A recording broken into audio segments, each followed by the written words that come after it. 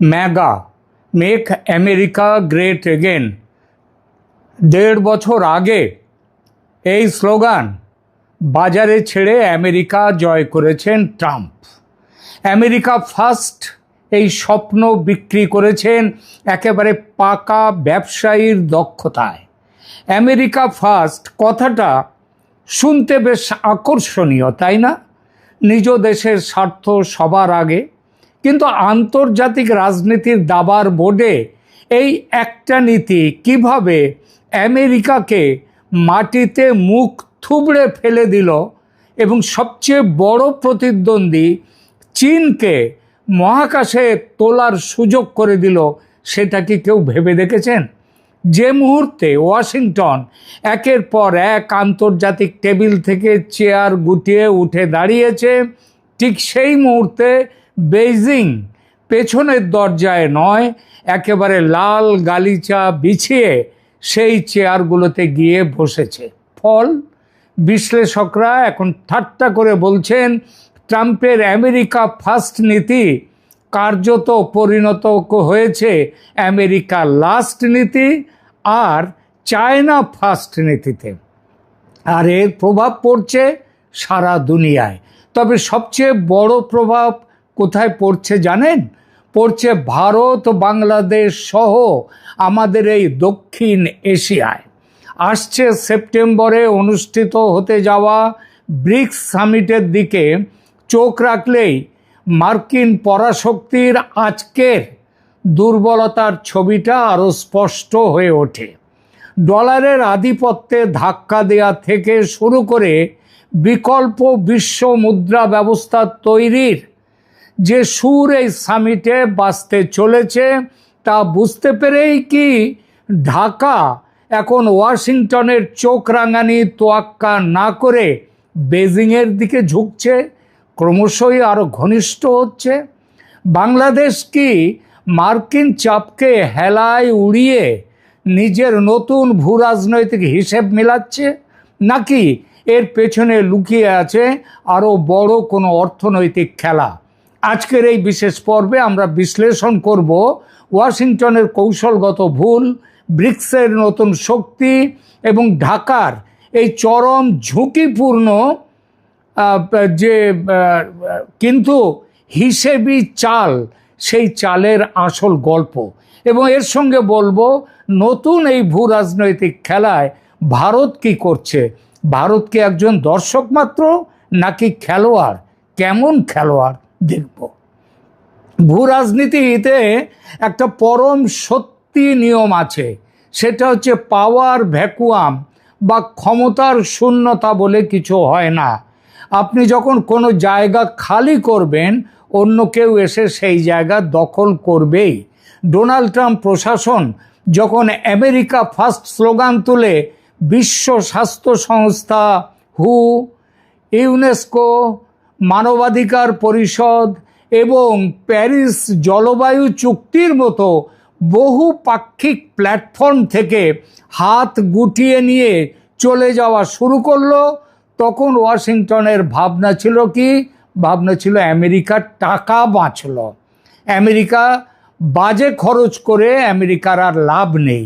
কিন্তু বাস্তবতা হলো আমেরিকা টাকা বাঁচায়নি, বরং বিশ্ব মঞ্চে নিজের মোড়লগিরির অধিকার হারিয়ে ফেলেছে।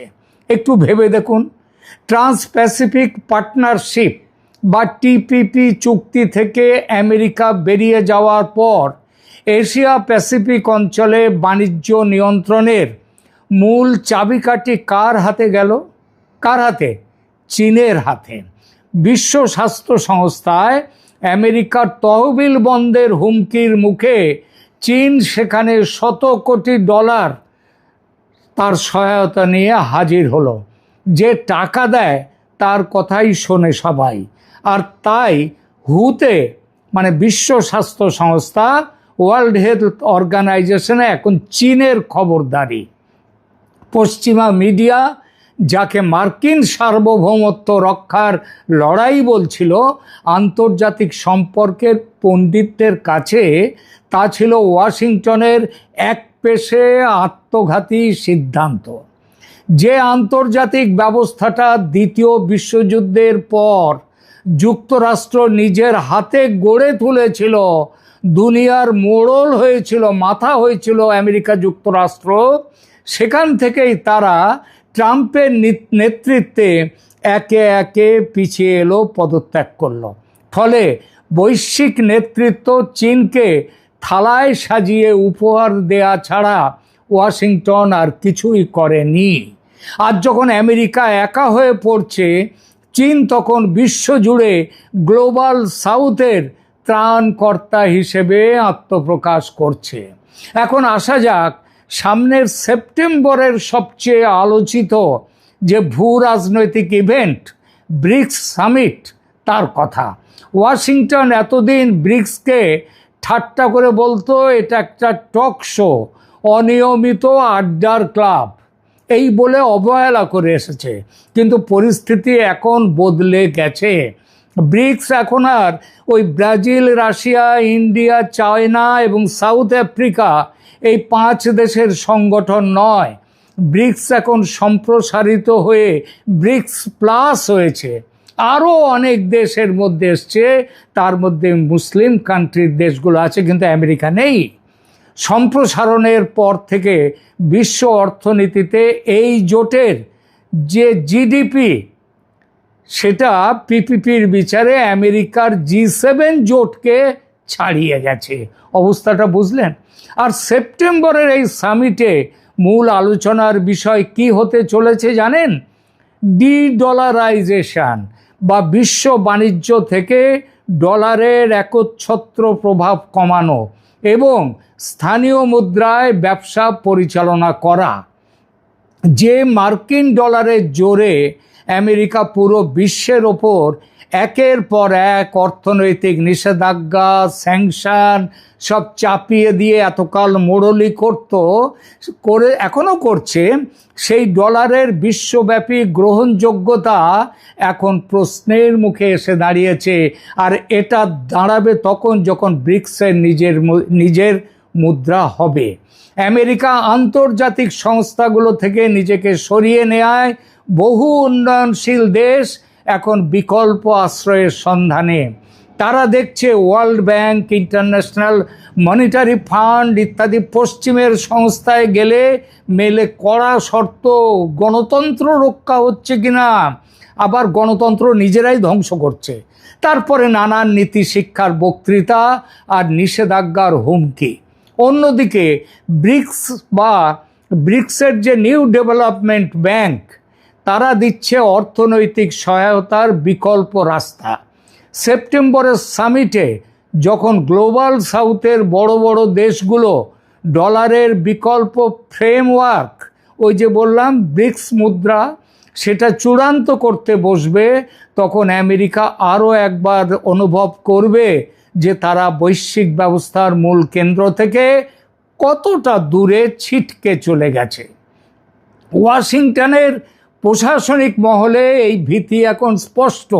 আর ঠিক এই সময়েই দক্ষিণ এশিয়ায় ঘটিয়েছে আর এক চাঞ্চল্যকর ঘটনা। এটা হলো ঢাকার হিসাব নিকাশ। ঢাকা, বাংলাদেশ। ওয়াশিংটনকে উপেক্ষা করে বাংলাদেশ বেজিংয়ের দিকে যাত্রা করেছে।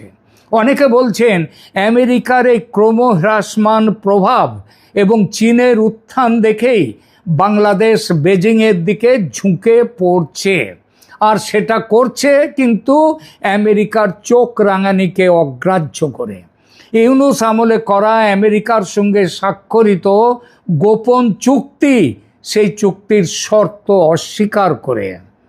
এই জন্য মুখোমুখি ধমকি দিতে সার্জিও গোর আসছেন ঢাকায়, কিন্তু লাভ হবে না। কেন? কারণ বাস্তবতা হলো এটাকে কেবল ঝোঁকা, তারা যে ঝুঁকছে বেজিংয়ের দিকে বাংলাদেশ, সেটা বললে ভুল হবে। এটি একটি চরম বাস্তবমুখী এবং ঠান্ডা মাথার কৌশলগত ভারসাম্য বা স্ট্র্যাটেজিক ক্যালকুলেশন করেই বাংলাদেশ এগিয়েছে। আসুন হিসাবটা একটু সহজ করা যাক। বাংলাদেশের অবকাঠামোগত উন্নয়নের জন্য প্রয়োজন বিপুল পরিমাণ অর্থায়ন, যা তারা মেগা প্রজেক্টগুলোর মাধ্যমে বাস্তবায়ন করছে। চীন কোনো মানবাধিকার বা রাজনৈতিক কাঠামো কি আছে সে দেশে সেসব ব্যাপারে ধারে না। তারা এই রাজনৈতিক কাঠামোর শর্ত না দিয়ে বিলিয়ন বিলিয়ন ডলার ঋণ দেয় এবং সরাসরি প্রজেক্ট এক্সিকিউশন করার প্রস্তাব নিয়ে হাজির হয়। অন্যদিকে ওয়াশিংটন যখনই বাংলাদেশের সঙ্গে যোগাযোগ করে তাদের ফোকাস থাকে নিরাপত্তা চুক্তি, নির্দিষ্ট রাজনৈতিক শর্ত অথবা গণতন্ত্র মানবাধিকারের নামে নিজেদের স্বার্থ বুঝে নেয়ার হুঙ্কার দেয়া। উন্নয়নশীল একটি দেশের জন্য কোনটা আগে প্রয়োজন? বন্দরের সক্ষমতা বাড়ানো নাকি ওয়াশিংটনের রাজনৈতিক লেকচার শোনা? উত্তরটা খুবই পরিষ্কার। আমেরিকার নিষেধাজ্ঞা বা চোখ রাঙানির ভয় বাংলাদেশ একেবারে উড়িয়ে দিচ্ছে না ঠিকই, তবে বাংলাদেশ এটাও বুঝে গেছে যে আজকের আমেরিকা আর 1990 সালের সর্বশক্তিমান আমেরিকা এ দুটো একই দেশ নয়। চীন কেবল টাকা দিচ্ছে না, জাতিসংঘ নিরাপত্তা পরিষদে তার পক্ষে যেসব দেশগুলো আছে তাদের ওপর যে কোনো কূটনৈতিক চাপ ঠেকানোর জন্য বেইজিং হচ্ছে এখন ওই দেশগুলোর প্রধান ঢাল। তাছাড়া ব্রিক্সের নিউ ডেভেলপমেন্ট ব্যাংকে বাংলাদেশ ইতিমধ্যেই সদস্যপদ গ্রহণ করেছে। এবারের ব্রিক্স সম্মেলনে বাংলাদেশকে আমন্ত্রণ জানিয়েছে ভারত, কারণ ভারত এবার হচ্ছে এই আয়োজনের আয়োজক দেশ। এর অর্থ হলো পশ্চিমের নিয়ন্ত্রিত বিশ্ব ব্যাংক বা IMF এর বিকল্প লাইফলাইন ঢাকা ইতিমধ্যেই পেয়ে গেছে। দ্বিতীয় পদ্মা সেতু, তিস্তা প্রকল্প, লালমনিরহাট বিমানবন্দর, ড্রোন তৈরির কারখানা, মংলা বন্দর, SEZ, যুদ্ধ বিমান ক্রয়, বিশাল আর্থিক সাহায্য নিয়ে চীন তৈরি ব্রিক্সের নিউ ডেভেলপমেন্ট ব্যাংক। প্রয়োজন হলে বাংলাদেশের পোর্শন। প্রশ্ন ওঠে, আমেরিকা কি হাত গুটিয়ে বসে থাকবে? ঢাকা যেভাবে বেজিংয়ের অর্থনৈতিক বলয়ে প্রবেশ করছে, ওয়াশিংটন কি তা নীরবে সহ্য করবে? একেবারে নয়। আমেরিকা ভালো করেই জানে বঙ্গোপসাগরের তীরে বাংলাদেশের ভৌগোলিক অবস্থান কতটা কৌশলগত। ইন্দো প্যাসিফিক অঞ্চল বা ভারত মহাসাগরে চীনের আধিপত্য ঠেকাতে বাংলাদেশকে তাদের দরকার। কিন্তু আমেরিকার কৌশলগত সমস্যা হলো তারা একদিকে বাংলাদেশকে কাছে টানতে চায়, আবার অন্যদিকে অভ্যন্তরীণ নীতিতে চাপ সৃষ্টি করে নিজেদের তৈরি শর্ত মানতে বাধ্য করে। চীনের নীতি এখানে সম্পূর্ণ আলাদা। চীন সরাসরি নীতি প্রয়োগ করে। সেই নীতিটা কি? আমাদের ব্যবসায় কোনো রাজনীতি থাকবে না, আপনার রাজনীতিতেও আমরা ঢুকবো না। এই নন ইন্টারফেয়ারেন্স পলিসি ঢাকার জন্য মার্কিন চাপের মুখে চীনের এই নীতি এক বড় রক্ষা কবচ। বাংলাদেশ খুব ভালো করেই জানে আমেরিকা যদি অতিরিক্ত চাপ দেয় বা অর্থনৈতিক চোখ রাঙানি দেয়, তবে সম্পূর্ণ চীনা ক্যাম্পে যোগ দেওয়া ছাড়া ঢাকার সামনে কোনো পথ থাকবে না, আর সেটা ওয়াশিংটনের জন্য হবে আরও বড় বিপর্যয়। ফলে বাংলাদেশ আসলে আমেরিকার দুর্বলতাকেই কাজে লাগাচ্ছে। আমেরিকা হাত গুটিয়ে নিচ্ছে বলেই বাংলাদেশ অন্য বিকল্প পথগুলো খোলাখুলি ব্যবহার করার সাহস পাচ্ছে। কিন্তু দাঁড়ান, আমেরিকা পিছিয়ে যাচ্ছে আর চীন খালি মাঠ পেয়ে শুধু গোল দিয়ে যাচ্ছে। এই পুরো গল্পে বিশ্ব রাজনীতির আর এক প্রধান খেলোয়াড় কি আমরা ভুলে যাচ্ছি? ভারত। এই পুরো ভূ রাজনৈতিক দাবা খেলায় নয়াদিল্লির ভূমিকা ঠিক কি? একদিকে আমেরিকা যখন আন্তর্জাতিক মঞ্চগুলো থেকে নিজেদের গুটিয়ে নিচ্ছে, সরিয়ে নিচ্ছে, আর অন্যদিকে চীন যখন অর্থশক্তির জোরে ছোট ছোট দেশকে নিজের অর্থনৈতিক জালে ফাঁসাচ্ছে, ঠিক সেই মুহূর্তে ভারতের সামনে এসেছে শতাব্দীর সবচেয়ে বড় কৌশলগত সুযোগ।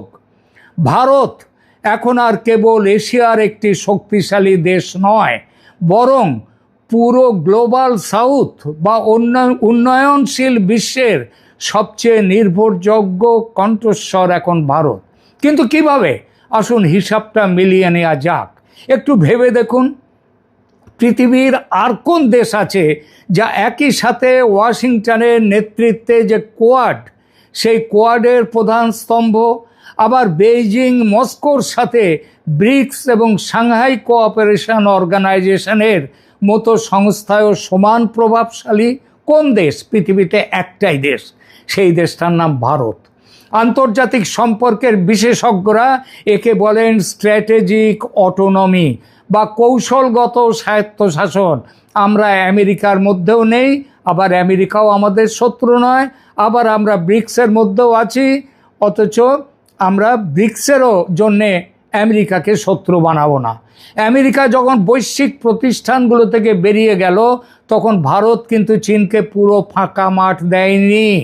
ব্রিক্সের মঞ্চে চীন যখন এই জোটকে অ্যান্টি ওয়েস্টার্ন বা পশ্চিমের বিরোধী একটা উগ্র ব্লকে পরিণত করতে চেয়েছিল, তখন ভারতই সেই লাগাম ধরে রেখেছিল। ভারতে স্পষ্ট বার্তা দিয়েছে ব্রিক্স পশ্চিমা বিরোধী নয়, বরং ব্রিক্স এরা অ্যান্টি ওয়েস্ট নয়, এরা নন ওয়েস্টার্ন, অর্থাৎ ওয়েস্টের বিকল্প। আমেরিকাকে চীনকে ঠেকানোর জন্য ভারত মহাসাগরীয় অঞ্চলে ভারতকেই লাগবে। তাই ওয়াশিংটন যতই ঢাকার ওপর বা অন্যদের ওপর চটুক না কেন, দিল্লির কৌশলগত অবস্থানকে তারা কখনো অবহেলা করতে পারবে না।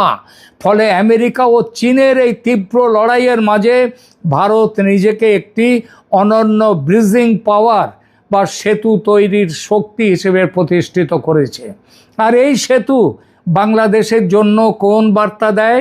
সেই ইন্ডিয়া ফ্যাক্টর ও দক্ষিণ এশীয় ভারসাম্য কতটা গুরুত্বপূর্ণ এবার দেখি। বাংলাদেশ যখন মার্কিন নিষেধাজ্ঞা বা রাজনৈতিক চাপের মুখে পড়ছে, আর চীন যখন বিপুল ঋণের ডালি নিয়ে দাঁড়িয়ে আছে, তখন ঢাকার সবচেয়ে নিরাপদ এবং প্রাকৃতিক ভারসাম্য তৈরি করার জায়গার নাম হলো ভারত।